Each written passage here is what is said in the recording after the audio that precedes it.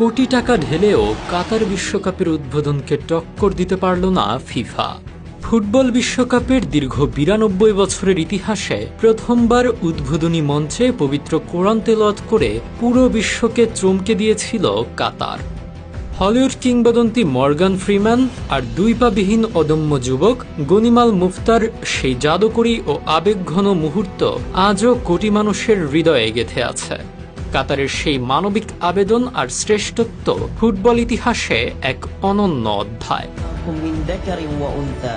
কাতার বিশ্বকাপের পেছনে মোট খরচ ছিল $200 বিলিয়ন বেশি। সেই তুলনায় এবারের 2026 বিশ্বকাপের মোট বাজেট বেশ কম, প্রায় $370 কোটি বা ৪৫,৩৬২ কোটি টাকা। কিন্তু খরচের এই হিসাব ছাপিয়ে বড় পার্থক্যটা ফুটে উঠেছে উদ্বোধনী অনুষ্ঠানে। মেক্সিকোর